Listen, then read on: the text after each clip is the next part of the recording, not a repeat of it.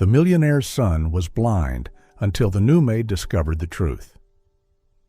On the rocky coast of Maine, where the wind smelled of salt and the waves crashed endlessly against the cliffs, stood a massive glass mansion, silent, motionless, as if frozen in time. It had once been a symbol of love, success, and laughter. Now it was nothing more than a house of silence. Its owner, Jonathan Pierce, had once been one of the brightest young minds in the tech world. Founder of a billion-dollar software company, he was called the golden brain of Silicon Valley. But all of that brilliance faded the day Emma, the woman he loved more than life itself, died in a yacht accident. From that day on, Jonathan disappeared from the world.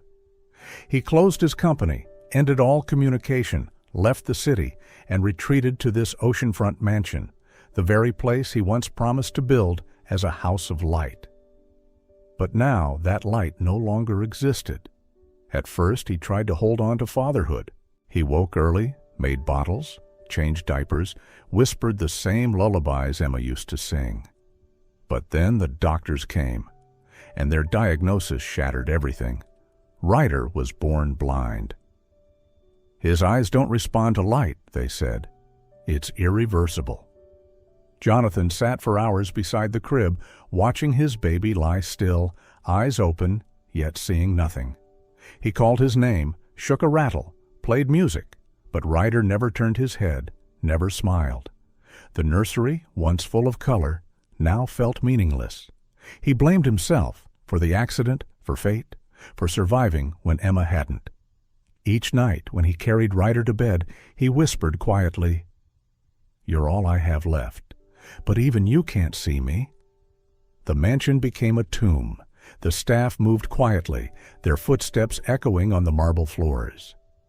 No one laughed. No one spoke above a whisper. Somewhere, the wind hummed through the glass walls, like a sorrowful melody that never ended. Jonathan devoted every moment to his son, but the silence slowly hollowed him out. He filled the room with glowing toys, bright lights, musical boxes, anything to trigger a reaction, even a blink, a sigh. But Ryder remained still, as if trapped in his own invisible world, a world without sound, without light, without anyone else, but emptiness. Many nights, Jonathan couldn't sleep. He sat by the window, staring into the black sea, listening to the waves collide against the rocks. He wondered if his son was truly blind, or if he himself had lost the ability to see hope. 6 months after that fateful day, a young woman stepped out of a black car parked before the mansion gates. The ocean wind tossed her brown hair as she clutched an old canvas bag and a sealed envelope containing her work contract. Her name was Clara Morales. Clara hadn't come here to start a new life. She had come to escape the old one, a life that had crumbled the night her newborn son Gabriel took his last breath in her arms for reasons no doctor could explain. Since then, something inside her had died too. She left the city without saying goodbye to anyone, taking the first job that would let her disappear. When she saw an ad for a live-in housekeeper in a quiet oceanfront estate, she didn't think twice. Maybe silence was exactly what she needed.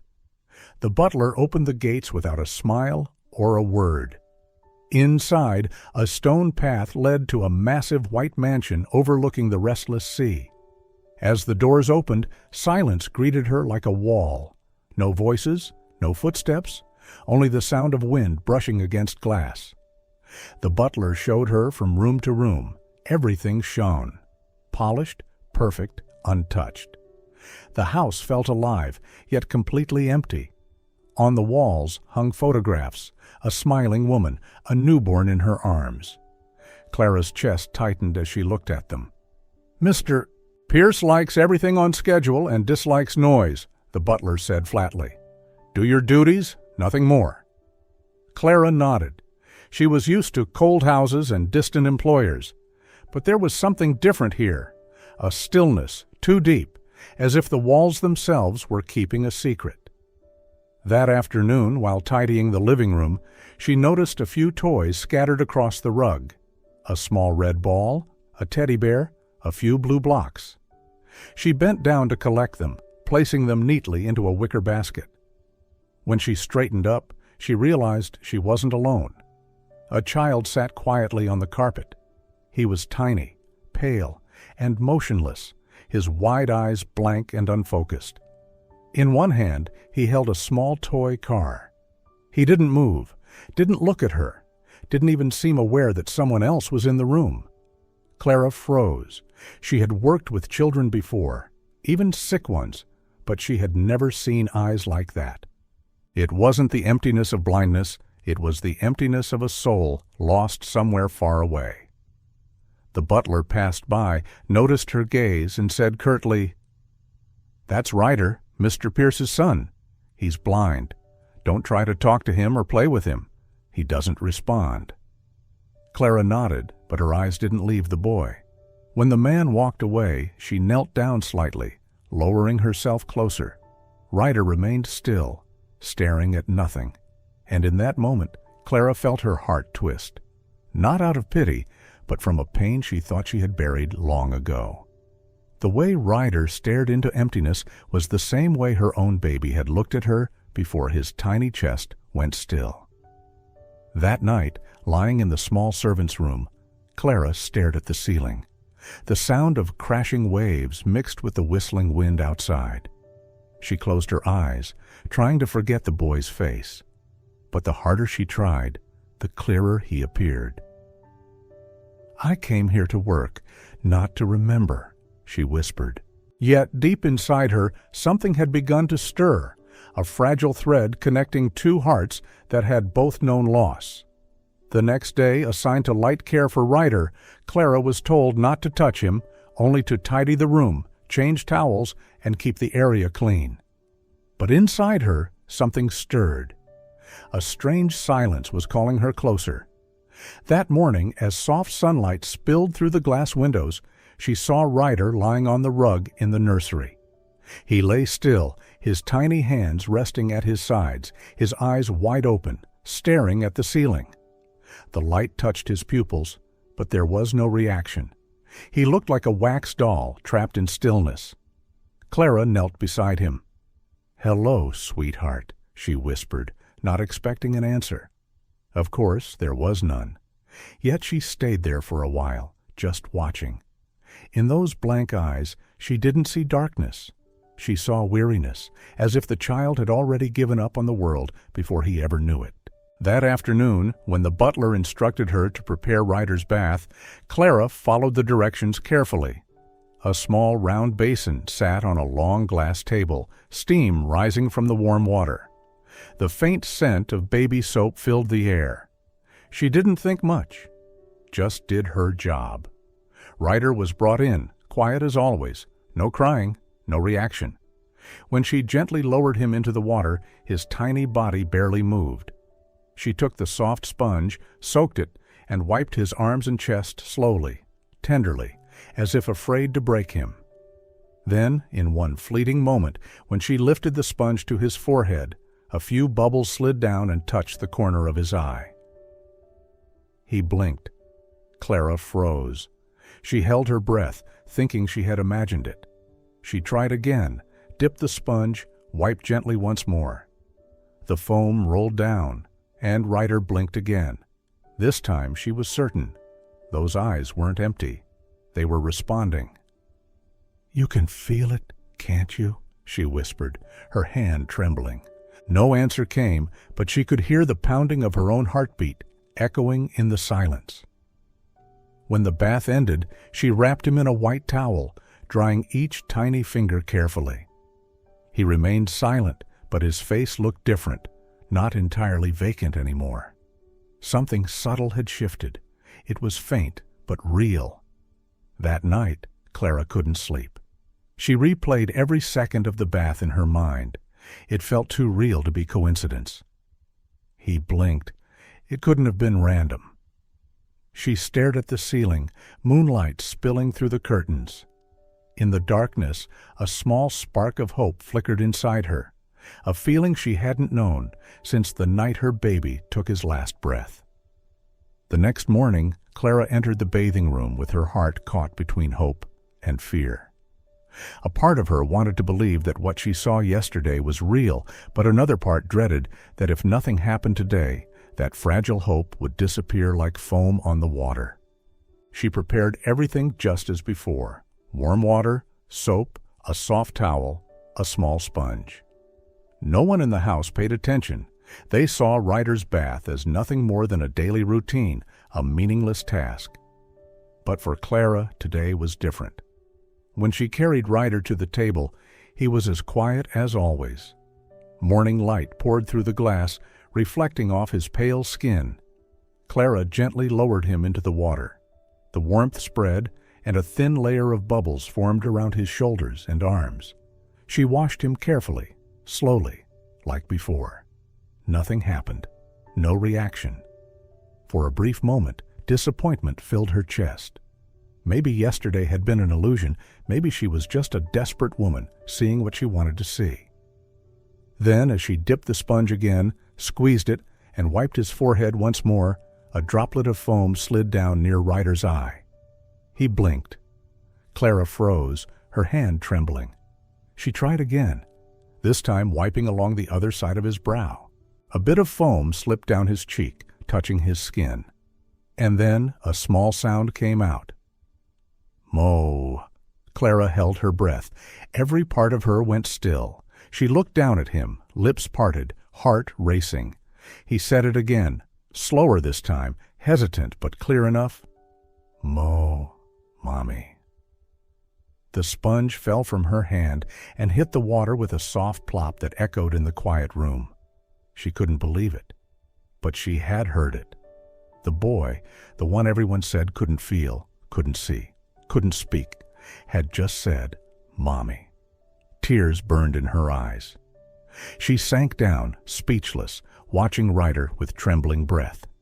He was looking toward her, and for the first time, his eyes had direction, life, meaning. He lifted his hand.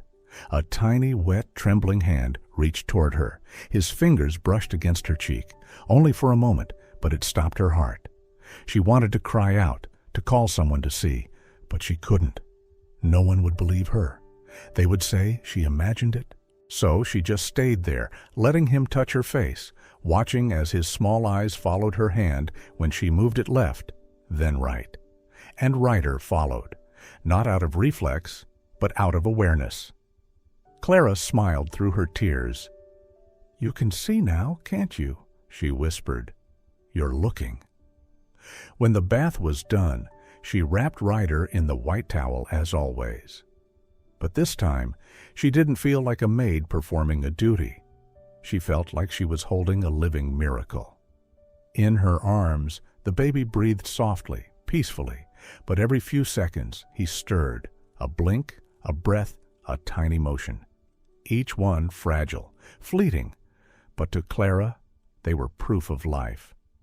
When she placed Ryder back on the playmat, the morning light fell across his face.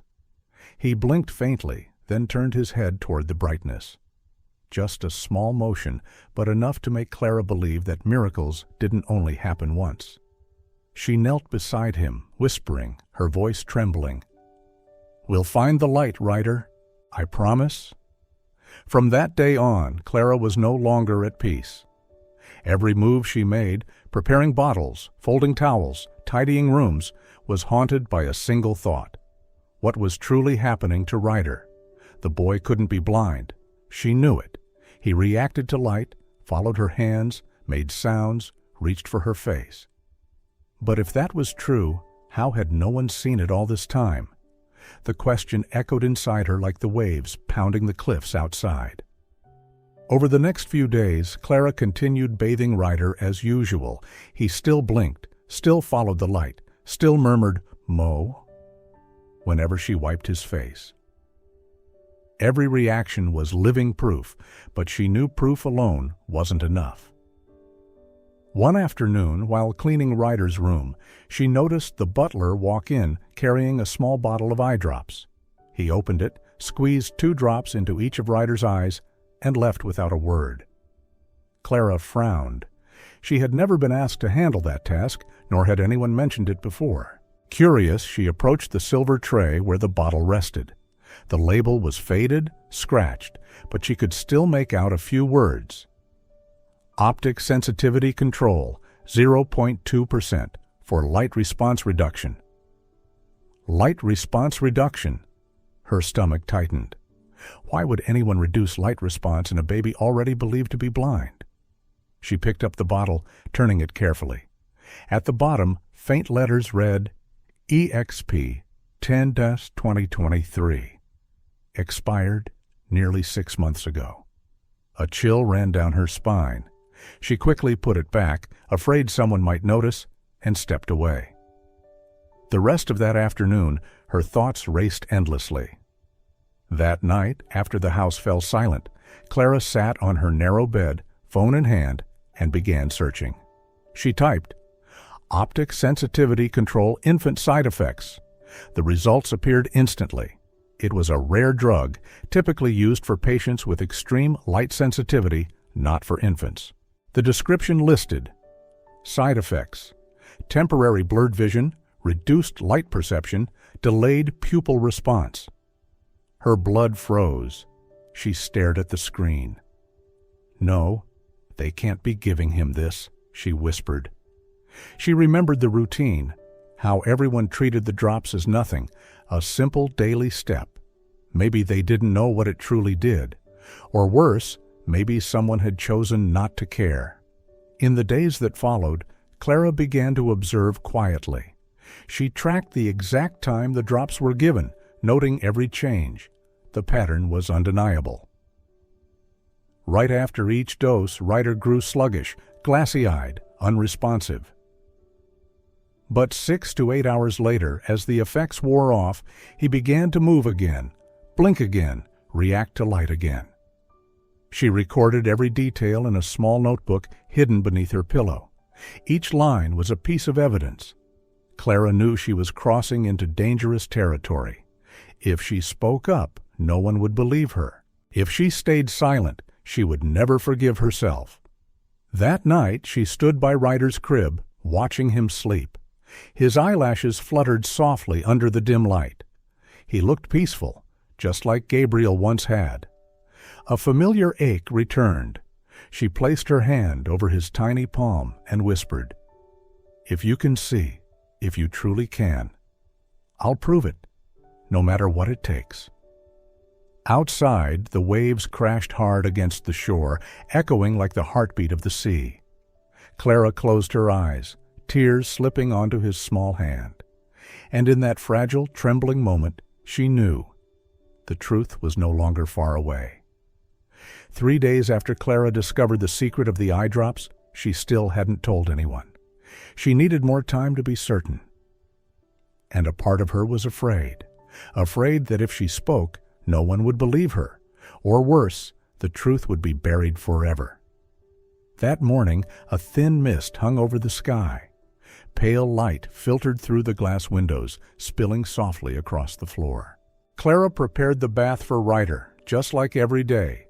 But today, she did something different. She decided not to let anyone give him the eye drops.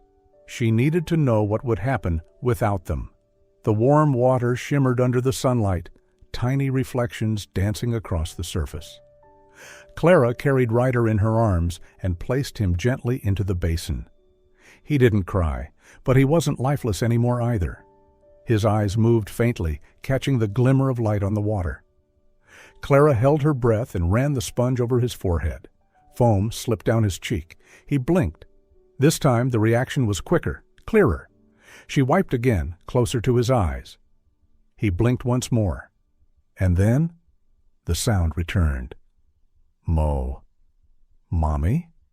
Clara smiled through tears. Yes, sweetheart, I'm here, she whispered. But before she could say more, footsteps echoed at the doorway. She turned. Jonathan Pierce stood there.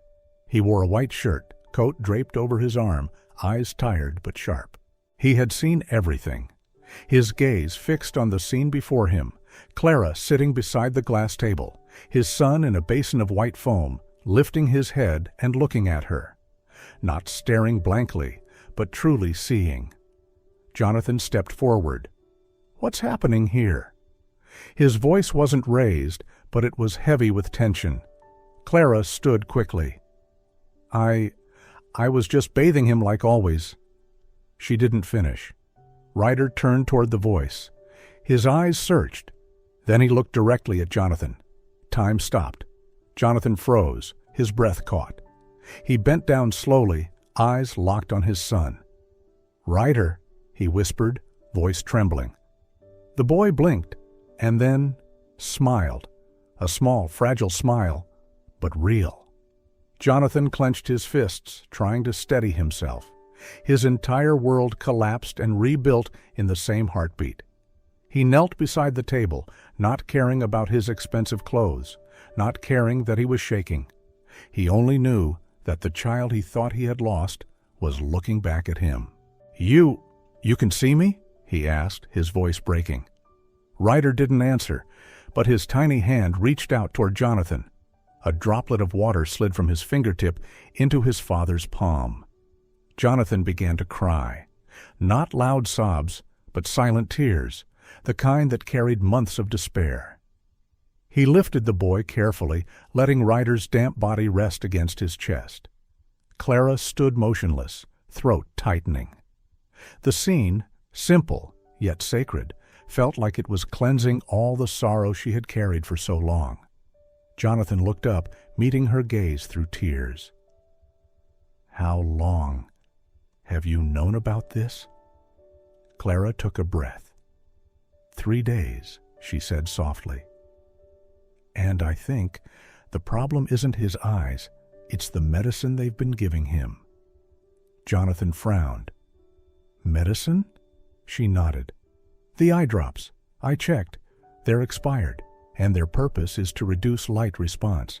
I believe that's what's been keeping Ryder like this." He stood still, eyes wide with disbelief, guilt, and horror. "Oh my God," he murmured. After a long silence, Jonathan spoke again, almost to himself. "I trusted everything they said, the doctors, the experts, the medicine, and I never once really looked at my own son." Clara stepped closer, her voice gentle. "No one is to blame for loving too deeply. Sometimes love is just blinded by fear." Jonathan bowed his head, his shoulders trembling. He looked back at Ryder, who was still watching him, still smiling, sunlight reflecting in his eyes like pieces of the sky. Jonathan reached out, placing his palm gently against his son's cheek. "I see you now," he whispered. "I see you." And in that moment, for the first time, they truly saw each other. That evening, the oceanfront mansion glowed under warm golden light, but inside Jonathan and Clara, there was no peace. They sat facing each other in his study, a room once filled with business files and contracts, now turned into a chamber of truth. On the desk lay the bottle of eye drops Clara had spoken of. The label was faded, the writing barely visible, but just looking at it made Jonathan's skin crawl. "Are you sure?" he asked quietly, his voice tight, trembling with restraint. Clara nodded, gripping the small notebook where she had documented every one of Ryder's reactions over the past few days. "I checked it. I searched online. This medicine is meant to reduce light response, not treat blindness. It's expired, and I believe it's what kept him from reacting normally." Jonathan was silent for a long moment. The sound of waves echoed faintly through the glass windows, rhythmic but cold. He stood, opened a drawer, and pulled out a box labeled Ryder Medical Files. "These are all the records since the day he was born," he said, voice low. "I kept everything exactly as the doctor advised. I never looked at them closely." Clara said nothing. Jonathan opened the box. Inside were dozens of papers, prescriptions, diagnostic reports, test results, handwritten hospital letters. He flipped through them slowly, his eyes sharper than they had ever been. One name kept appearing in the top right corner, Dr. Raymond Kessler. "Here," he said softly, his hand trembling slightly.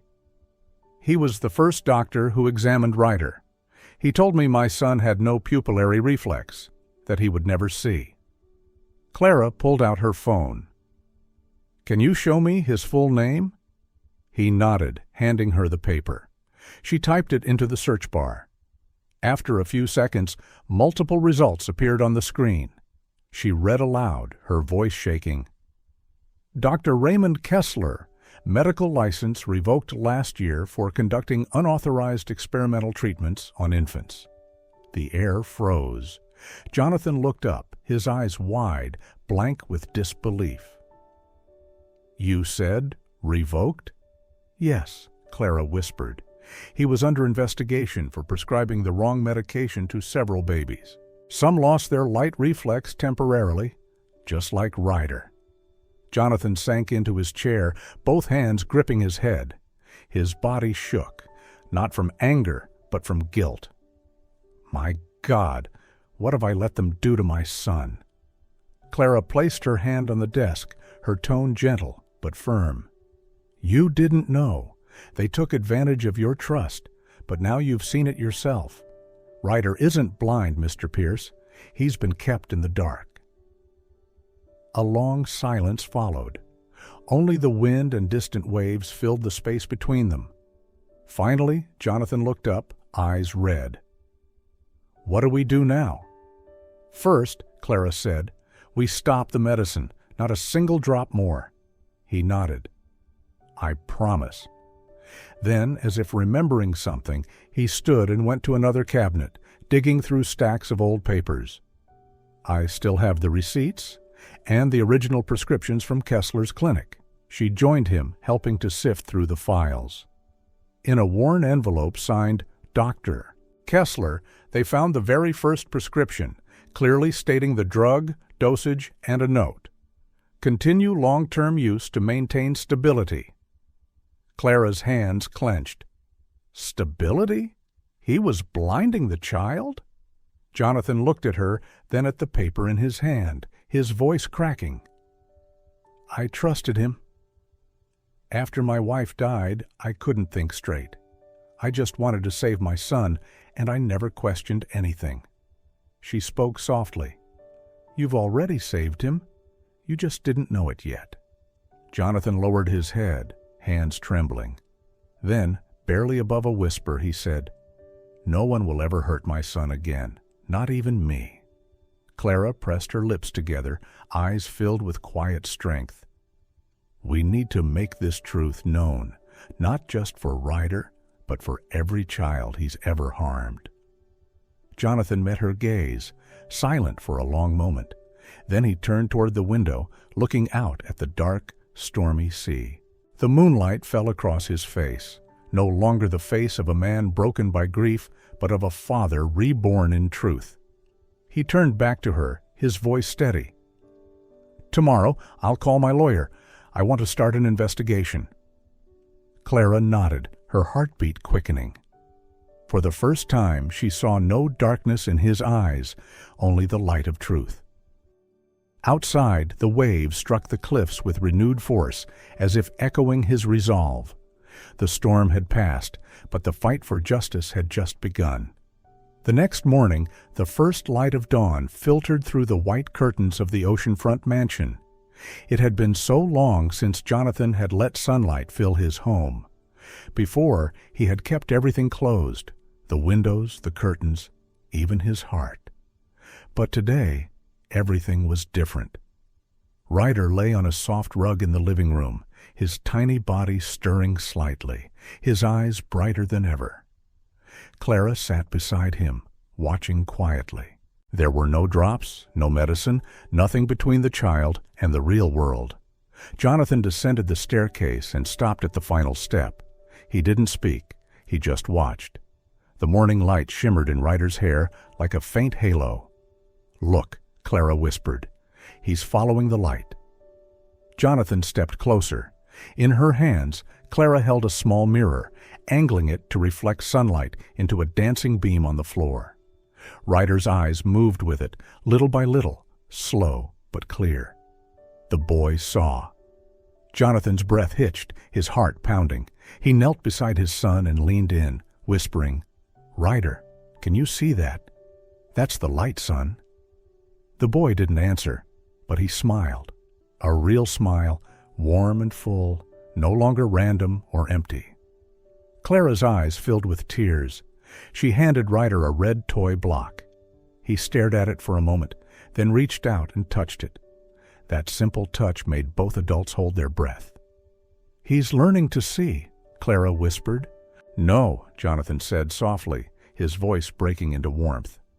"He's learning to live." From that day on, every morning began with sunlight. Clara drew back the curtains and let the day pour in. Jonathan worked less and spent more time with his son. They created a new ritual, the light hour. Clara cut pieces of colored paper into circles, triangles, stars, and taped them to the windows. The sunlight passed through, painting the walls with bright patterns. Ryder followed each patch of color, making delighted little sounds. Jonathan laughed, a sound he hadn't made in months. Every time Ryder giggled, he felt a piece of his heart mending. At first, it was only light. Then came sound. Clara played soft melodies for Ryder to listen to. When the notes filled the air, he turned his head, searching. Every time he heard Jonathan's laugh, he laughed too. In a few short weeks, the mansion that once felt like a tomb of silence transformed into a real home. Light and laughter moved through its halls, filling spaces that grief had once occupied. One afternoon, as Clara wiped the table, she heard footsteps behind her. Jonathan stood there, holding Ryder. The boy was pointing toward the window, where the golden light of sunset painted the wall in glowing stripes. "You like the light, don't you?" Jonathan asked, his voice full of wonder. Ryder nodded faintly, his lips moving. Light. The room fell silent. Jonathan turned to Clara. She had her hand over her mouth, tears streaming down her cheeks. It was his first word. Light. Jonathan bent down, holding his son close, laughing through tears. "That's right, Ryder. That's the light, and you brought it back to us." That evening, they shared dinner, not as employer and maid, but as something much closer to family. Jonathan told Clara about his late wife, about the years before everything fell apart. Clara listened quietly, sometimes smiling, sometimes looking away to hide her emotion. Before leaving the table, Jonathan said softly, "Thank you, Clara. Without you, I'd still be living in the dark." She replied gently, "No, Mr. Pierce. Ryder brought you back to the light. I just opened the window." Outside, the waves whispered against the shore, but the sound was no longer lonely. It blended with the rhythm of a house that had finally woken up from the long sleep of grief. A week after Jonathan decided to file the lawsuit, the atmosphere in the mansion was completely different. The light and laughter were still there, but beneath it all flowed a new current: determination. The living room had become a temporary workspace. On the table lay stacks of files, copies of prescriptions, photos, expired certificates, and reports from other hospitals. Clara sat at the corner of the table, carefully writing down every small detail in her notebook while Jonathan spoke on the phone with his lawyer. "Yes, I want to file an official lawsuit." His voice was deep and resolute. "Not just for my son, but for all the other children who were deceived." When he hung up, Clara looked up. "What did the lawyer say?" "He'll be here this afternoon," Jonathan replied. "We need to prepare all the evidence." The two worked tirelessly through the morning. Clara organized her notes, clipping each sheet in chronological order, while Jonathan went through the medical files, marking irregularities in red. Every line on paper now felt like an old wound being reopened. That afternoon, the doorbell rang. A middle-aged man in a gray suit stepped in, Mr. Richard Hayes, the lawyer Jonathan had hired. His face was calm, his eyes sharp, but not cold. "Mr. Pierce," he said, shaking hands, I've reviewed the files. We have a very strong case, but we'll need a witness. Jonathan nodded and turned to Clara. She's the one who discovered everything. Mr. Hayes looked at Clara and gave a faint smile. You're the one who saved the boy? Clara blushed slightly, bowing her head. I just saw what others overlooked. And that, Mr. Hayes said, is exactly what justice needs most. They sat down. Jonathan retold the entire story, from his wife's death to the diagnosis of blindness, the months of despair, the moment Ryder called Mommy in the bathtub, and finally the discovery of the expired eye drops. Clara added each small detail, her voice trembling but steady. Mr. Hayes took notes non-stop. When they finished, he looked up, his tone grave. What you've just shared could open not just a lawsuit, but a national investigation. Jonathan clenched his fists. I don't care about reputation. I just want the truth to be seen. Clara nodded. And to make sure no child ever has to live in darkness because of an adult's mistake. Once the truth came to light, Jonathan and his lawyer officially filed a lawsuit against Dr. Raymond Kessler for medical fraud and harm to infants. Clara became the most important witness. In court, she described how she discovered the expired medication and Ryder's real reactions after it was stopped. Her testimony left the entire courtroom in silence. Jonathan also took the stand, admitting his mistake for having trusted blindly and affirming that he would never allow another child to live in darkness because of adult negligence. After many days of trial, all the evidence was revealed. The court found Dr. Raymond Kessler guilty, permanently revoked his medical license, and sentenced him to 10 years in prison for medical fraud and causing harm to children's health. As he left the courthouse, Jonathan said only one short sentence to the press. Justice can't bring back the years my son spent in darkness, but maybe it can make sure no child ever loses their light again. Clara stepped out beside him, holding Ryder in her arms. The little boy reached toward the sunlight, smiling brightly, and in that moment, they both knew. Light had finally won. 3 months after the trial, life slowly returned to peace. But it was no longer the peace of silence and loneliness. It was the calm that comes after a storm. The seaside mansion that had once been dark was now filled with light. White curtains were always drawn open, letting in the scent of salt and the gentle sound of waves kissing the shore. Inside that house, there were no more cries, only laughter. One morning, as the sun rose, Ryder stopped and turned to Clara, his voice bright and curious. "Miss Clara, why is the sun so bright?" She smiled, bent down, and gently brushed his hair. "Because it's not afraid of the dark, Ryder." Jonathan stood behind them, hearing the exchange. A faint smile crossed his face. The sunlight touched his features, and in his eyes, the woman before him was no longer just a maid. She was the light that had led him out of the abyss. That evening, Jonathan sat in the living room. On the table was a photo of Ryder, the boy beaming with joy, holding the shiny silver spoon he had once loved so much. The sunlight from the window fell across his face, making his eyes look like they held the entire sky. Clara walked in, holding a small bouquet. "You still keep that photo?" Jonathan smiled. "Yes, I look at it every morning." Clara smiled softly, placing the flowers in a vase. Ryder will grow up knowing that his father fought for the truth, for his child, and for all the other children too. "Because of you, Clara," Jonathan said slowly. Clara paused for a moment, then gave a faint, wistful smile. "I only did what I had to do." Jonathan looked at her, his gaze warm. "Thank you. You're the miracle God sent to me and Ryder."